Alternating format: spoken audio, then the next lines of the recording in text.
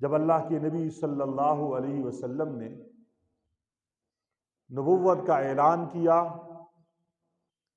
آپ علیہ الصلاۃ والسلام نے لوگوں کو اللہ کے دین کی طرف بلانا شروع کیا، جب آپ علیہ الصلاۃ والسلام نے لوگوں کو توحید کی طرف بلانا شروع کیا، لوگوں کو صراط مستقیم کی طرف دعوت دی، تو ابتداءً چند افراد نے اسلام قبول کیا، مگر اکثریت نے آپ علیہ الصلاۃ والسلام کی آواز پہ لبیک نہیں کہا، بلکہ آپ علیہ السلام کی مخالفت شروع کر دی۔ اور یہ مخالفت آپ کے اپنوں نے بھی کی، غیروں نے بھی کی، قریبیوں نے بھی کی، دور والوں نے بھی کی۔ اتنی مخالفت کی کہ نبی پاک صلی اللہ علیہ وسلم کو پتھروں سے لہولہان کیا، نبی پاک صلی اللہ علیہ وسلم کا نام بگاڑا، آپ علیہ السلام کو ساحر کہا، کبھی آپ علیہ الصلاۃ والسلام کو مجنون کہا، کبھی آپ علیہ السلام کو کاہن کہا، کبھی آپ علیہ الصلاۃ والسلام کو جادوگر کہا۔ طرح طرح کے الزام محمد رسول اللہ صلی اللہ علیہ وسلم پر ان ظالموں نے لگائے۔ زبانی الزام کے ساتھ ساتھ حضور کو جسمانی اذیتیں بھی دی گئیں۔ نبی پاک صلی اللہ علیہ وسلم کے گلے میں رسی ڈال کر آپ علیہ الصلاۃ والسلام کو بیت اللہ میں گھسیٹا گیا۔ آپ علیہ الصلاۃ والسلام سجدے میں جاتے ہیں، حضور پر ایک بدبخت عقبہ بن ابی معیط جا کے اونٹ کی گندی اوجری لاتا ہے، نبی پاک صلی اللہ علیہ وسلم پہ پھینکتا ہے۔ اب حضرت نبی کریم صلی اللہ علیہ وسلم سر سجدے سے اٹھا نہیں سکتے۔ حضور کی معصوم سی بچی دوڑ کے آتی ہے، حضور کے جسم اطہر سے اس گندگی کو ہٹاتی ہے، اور ان مکہ کے ظالموں کو ان کی گستاخی کا جواب حضور کی معصوم سی گڑیا اپنی ننھی منی زبان سے دیتی ہے۔ مکہ کا وہ دور جو 13 سال حضور نے مکہ میں گزارا، ہر آنے والا دن پہلے دن سے زیادہ تکلیف والا تھا، ہر آنے والا دن پہلے دن سے زیادہ مشقت والا تھا، ہر آنے والا دن پہلے دن سے زیادہ تکالیف، مصائب اور آلام والا تھا، مشکلات والا تھا۔ لیکن محمد الرسول اللہ استقامت کے پہاڑ تھے۔ آپ نے نہ اپنا کام چھوڑا، نہ مشن چھوڑا، نہ کاز چھوڑا، نہ نظریہ چھوڑا۔ آپ بدستور ان ظالموں کو دین کی طرف بلاتے رہے، یہاں تک ان ظالموں نے حضور کو تنگ کیا کہ حضور کے صحابہ کرام کو بھی مارنا شروع کر دیا۔ حضرت سمیہ رضی اللہ تعالی عنہا اسے 2 گھوڑوں سے باندھا، ایک گھوڑے کو ایک سم میں دوڑایا، دوسرے گھوڑے کو دوسرے سم میں دوڑایا۔ حضرت سمیہ کا جسم 2 ٹکڑے ہو گیا، لیکن حضور کی یہ پیاری مومنہ صحابیہ، اس نے کلمہ بھی نہیں چھوڑا، محمد الرسول اللہ صلی اللہ علیہ وسلم کا ساتھ بھی نہیں چھوڑا۔ حضرت زنیرہ رضی اللہ تعالیٰ عنہ کی آنکھوں کو نکال دیا گیا، حضرت عمر نے اتنا مارا آنکھوں کی بینائی ہی چلی گئی۔ ابو فقیہ کو مار کے اس کی پسلیوں کو توڑ دیا۔ حضرت عثمان غنی رضی اللہ تعالیٰ عنہ کو بوری میں بند کر کے اسے دھواں دیتے، لیکن عثمان غنی پھر بھی استقامت کے پہاڑ بنے ہوئے تھے۔ بلال کو تپتے ہوئے انگاروں پہ ڈالا گیا، جسم اس کا جل گیا، لیکن زبان پہ پھر بھی ایک ہی نعرہ ہے، احد احد۔ گویا کہ مکہ مکرمہ کی اس سنگلاخ وادی میں محمد الرسول اللہ نے جب لوگوں کو دین حق کی طرف بلانا شروع کیا، دعوت دی، تو دعوت دینے کی پاداش میں انہوں نے تکلیفیں دی۔ ایسا نہیں ہوا کہ حضور کے گلے میں انہوں نے ویلکم کے ہار ڈالے، حضور کے اوپر پھول نچھاور کیے، نہیں کانٹے پھینکے، حضور نبی کریم کو لہو لہان کیا۔ لیکن انتہا تکلیف کی اس وقت ہوتی ہے جب نبوت کا 7واں سال آتا ہے۔ 7 نبوی مکہ کے چودھریوں نے سر جوڑ دیے کہ محمد الرسول اللہ اپنی بات سے پیچھے نہیں ہٹتے۔ ہم نے اسے ساحر کہا، مجنون کہا، شاعر کہا، نام بگاڑا، لیکن اس نے کام نہیں چھوڑا. ہم نے اس کے ساتھیوں کو مارا پیٹا, ہم نے اسے انہیں جلا وطن کر دیا, انہیں زخمی کر دیا, لہو لہان کر دیا. نہ اس کے ساتھی ڈگمگائے, نہ ان کا قائد اپنی بات اور اپنے مشن سے پیچھے ہٹا. ہم نے محمد الرسول اللہ کو خریدنا چاہا, ہم نے آفر کر دی کہ بیٹی چاہیے, اشارہ کر, مکہ کی حسین عورت سے تیری شادی کر دیتے ہیں. لیکن محمد الرسول اللہ پھر بھی ہمارے دام میں نہیں آئے. ہم نے یہ بھی آفر کی, اگر آپ بادشاہ بننا چاہتے ہو ہم آپ کو بادشاہ بناتے ہیں. لیکن محمد الرسول اللہ پھر بھی اپنی بات سے پیچھے نہیں ہٹے. ہم نے ہر طرح سے آزمایا. محمد الرسول اللہ کے جواب یہی تھا, اے مکہ کے کافروں, اگر تم میرے دائیں ہاتھ پہ سورج رکھ دو, بائیں ہاتھ پہ چاند رکھ دو, اللہ کی قسم محمد اپنی بات سے, اپنے مشن اور کاز سے, اپنے نظریے سے 1 انچ نہیں پیچھے ہٹے گا. تو مکہ کے چودھریوں نے میٹنگ بلا دی, کہا ایسا کرتے ہیں, ان کا سوشل بائیکاٹ کرتے ہیں. نہ ہی ان کے ساتھ ہم نے غم میں شریک ہونا ہے, نہ اپنے غم میں بلانا ہے, نہ ان کی خوشی میں جانا ہے, نہ اپنی خوشی میں ہم نے انہیں بلانا ہے. ان کے ساتھ ہم نے سوشل بائیکاٹ کرنا ہے, ان کے ہاتھ پہ کوئی چیز فروخت بھی نہیں کرنی اور کسی سے خریدنے بھی نہیں دینا.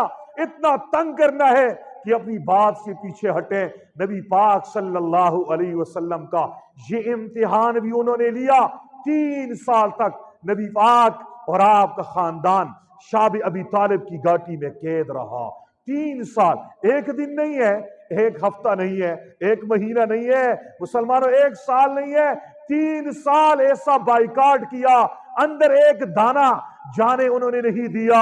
یہ عالم تھا بھوک اور افلاس کا. خاندان اہل بیت شاب ابی طالب کی گھاٹی میں بھوک افلاس سے معصوم بچے بل بلا کے روتے تھے. ان کی رونے کی آواز مکہ کے چودھری سنتے تھے, یہ خوشی خوشی سے ڈانس کرتے تھے. دیکھو نا محمد الرسول اللہ کے بچوں کو ہم نے رولا دیا. لیکن نبی پاک صلی اللہ علیہ وسلم اپنے بچوں کو تسلی دے رہے ہیں, ساتھیوں کو تسلی دے رہے ہیں, پیچھے نہیں ہٹ رہے. یہاں تک کہ 3 سال کا یہ عرصہ گزر گیا, سوشل بائیکاٹ کا ختم ہو گیا, مشکلات کا دور ختم ہوا. ابھی مشکلات کے دور ختم ہوا ہی تھا, لیکن ایک اور امتحان آگے آ کے کھڑا ہو گیا. حضور نبی کریم صلی اللہ علیہ وسلم کے ساتھ ہر غم میں شانہ بشانہ چلنے والی 2 شخصیات, حضرت خدیجہ, حضور کے چچا ابو طالب کا پے در پے انتقال ہو گیا. حضور نے اس سال کو عام الحزن, غم کا سال قرار دے دیا. ابھی ان 2 پیاروں کی جدائی کے غم میں حضور کا دل زخمی ہی تھا. حضور کے دل میں ایک خیال آیا, مکے والے میری بات نہیں مانتے, یہ اپنے نہیں مانتے, جاتے طائف کی وادی میں جاتا ہوں میں انہیں دعوت دوں گا, شاید وہ کلمہ پڑھ لیں, میرے دستوں بازو بن جائیں, میرے ساتھی بن جائیں. حضور اس امید پہ طائف کی وادی میں گئے کہ میں نے بچپن قبیلہ بنو سعد میں گزارا ہے, وہاں پہ کوئی دودھ کے رشتے سے میرا ماموں ہے, کوئی میری خالہ ہے, کوئی میرا چچو ہے. میرے بچپن کو انہوں نے دیکھا ہے, میری بچپن کی برکتیں بھی انہوں نے دیکھی ہیں, شاید وہ میری بات کو مان لیں. حضور اپنے غلام زید بن حارثہ کو ساتھ لے کے طائف کی وادی میں جاتے ہیں. 3 سردار تھے, 3 بھائی تھے, تینوں کو دعوت دی. تینوں نے حضور نبی کریم کی دعوت کو ٹھکرایا. ایک بدبخت نے یہ کہا, اگر آپ کو اللہ نے نبی بنایا ہے تو ان قریب بیت اللہ کا پردہ اللہ پھاڑ دے گا, بیت اللہ کی عزت بھی ختم ہو جائے گی. ایک کہنے لگا, میں آپ سے بات کرنا ہی نہیں چاہتا. اللہ کو کوئی اور نہیں ملا تھا کہ اسے اللہ نبی بناتا. اور ایک نے کہا, اگر آپ نبی ہیں, آپ کی بات کا انکار کرنا نقصان سے خالی نہیں ہے. تینوں نے بات مانی ہی نہیں, بلکہ شہر کے اوباش لڑکوں کو پیچھے لگایا. انہوں نے پتھر مار مار کے نبی پاک صلی اللہ علیہ وسلم کو لہو لہان کر دیا. تکلیف کا یہ عالم ہے. زید بن حارثہ فرماتے ہیں, میں حضور کو بچانے کے لیے دائیں طرف کے پتھروں کو اپنے جسم پہ لیتا ہوں کہ حضور کا جسم انور بچ جائے.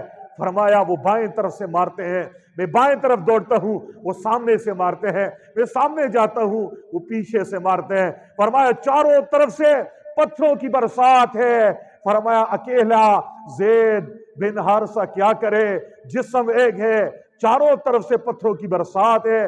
فرمایا پتھر لگ لگ کے حضور کے نالین مبارک خون سے رنگین ہو گئے، سر سے خون بہ رہا ہے، چہرے سے خون بہ رہا ہے۔ فرمایا پتھر میرے سر پہ اتنے لگے، میرا سر بھی پھٹ گیا، خون کا فوارہ بہ رہا ہے، میں بھی بے ہوش۔ میں نے آنکھیں کھولی، میں کیا دیکھتا ہوں، ایک بدبخت نے حضور کو دائیں ہاتھ سے پکڑا ہے، دوسرے نے بائیں ہاتھ سے پکڑا ہے، تیسرے نے پیچھے سے حضور کو لات ماری۔ حضور نبی کریم سیدھا پتھر پہ جا کے لگے، حضور کا وضحا کا چہرہ زخمی ہو گیا، حضور کے چہرے انور پہ خون بہنے لگا۔ چشمے فلک نے وہ منظر بھی دیکھا، میرے پیارے نبی نے پھر بھی بد دعائیں نہیں کی۔ حضور نبی کریم کسی طریقے سے طائف کی وادی سے نکلے، آگے جا کے باغ میں پناہ لی، یہاں تک کہ فرشتے آ گئے، جبرائیل بھی آ گیا، پہاڑوں کا فرشتہ بھی آ گیا۔ محبوب آپ کے ساتھ جو کچھ ہوا ہے اللہ نے آسمانوں پہ دیکھ لیا ہے، اجازت دے ہم دونوں پہاڑوں کو آپس میں ملا دیں، ان کو سرما بنا کے ان کا نسلوں کو ختم کر دیں۔ حضور نبی کریم نے فرمایا اللہم اہدی قومی فإنہم لا یعلمون، اے اللہ میری قوم کا ہدایت دینا، یہ نہیں جانتے، یہ میرے مقام، میرے مرتبے، میری شان، میری بزرگی کو نہیں جانتے، اے اللہ انہیں ہدایت دینا۔ امتحان تھا، وہاں سے آئے حضور، زخموں سے چکنا چور ہیں، مشکلات تکلیفوں کی انتہا ہو گئی ہے۔ اب اللہ رب العزت کو حضور پہ ترس آ گیا، اب زخموں پہ مرہم رکھنے کے لیے، اب حضور کو دلاسا دینے کے لیے، اب حضور کو حوصلہ دینے کے لیے کہ حوصلے دینے والا ابو طالب نہیں ہے، خدیجہ نہیں ہے، کوئی بھی نہیں ہے، مشکلات کی انتہا ہو گئی، اب اللہ نے اپنے پیارے کو اپنے پاس بلانا ہے۔ ہاں جبرائیل کو بھیج کر حضور کو صرف تسلی نہیں دینی، اللہ یوں بھی کر سکتا تھا، جبرائیل کو بھیجتا، جا جبرائیل میرے محبوب کو تسلی دے دے، جیسے ہر مشکل میں جبرائیل آیا، اللہ کا پیغام لایا، حضور کو تسلی دی، لیکن طائف میں مشکلات کی انتہا ہو گئی، غموں کی انتہا ہو گئی، عظیم صدمہ پہنچ گیا، لہو لہان جسم۔ اللہ کو اتنا ترس آ گیا کہ اب اپنے محبوب کو دلاسا دینے کے لیے، پیار کرنے کے لیے، ہاں اپنے عرشوں کا دلہا بنا کے اللہ نے محمد رسول اللہ کو اپنے پاس بلانا ہے۔